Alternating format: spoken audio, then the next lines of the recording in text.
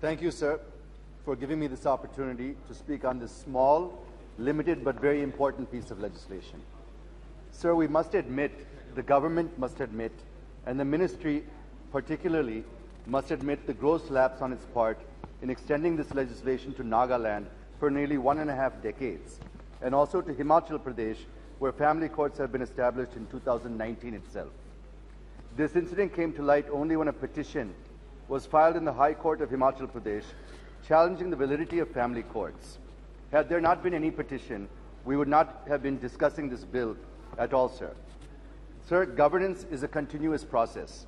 So this kind of lapse is not acceptable, and this kind of functioning of the ministry is not expected from this government at least, sir.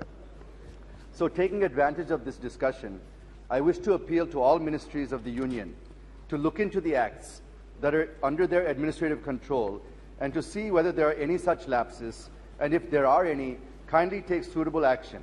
Or I would like to suggest for the consideration of the government to constitute a committee, the way we had done to repeal redundant and obsolete laws, and let this committee scrutinize all the existing laws and recommend corrective measures to the administrative ministries wherever required. This is the first point I wish to make, sir.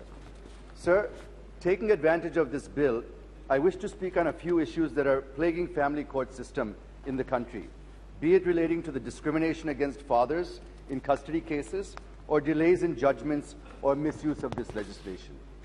We all must admit, the House must admit, that family court system in the country is not quite in the pink of health, sir.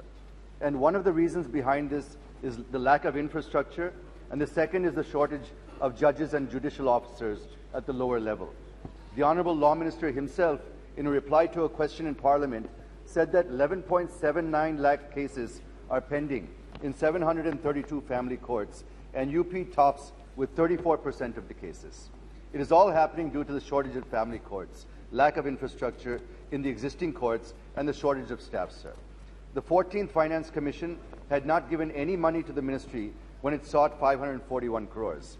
But look at the paradox.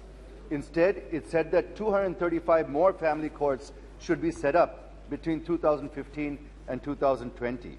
Also, what projections has the ministry made before the 15th Finance Commission, and what it has received may kindly be shared with the House, sir. Sir, I have some very quick few suggestions I would like to make for better management, functioning and delivery of justice in family courts, and then I'll close, sir. One, family courts can take help of NGOs in the settlement of disputes. Two, now we have counselors on a temporary basis. We have to appoint counselors on a permanent basis, and they should be given proper training. Three, judges in family courts need to be gender sensitized, sir. Four, procedure in family courts should be simplified to pave speedy and hassle-free justice. Five, government may give a thought of appointing qualified social workers and activists as judges of family courts. Six, now I think a district with 1 million population should have a family court. The norm has to be changed, sir, and we should make that every district, irrespective of size of population, should have a family court. Seven, judges can also act as counselors in the later part of counseling. And finally, eight, sir, the ICT and AI has to be extensively used to help settle the cases as early as possible. So, sir, with these observations, I support the bill. Thank you, sir.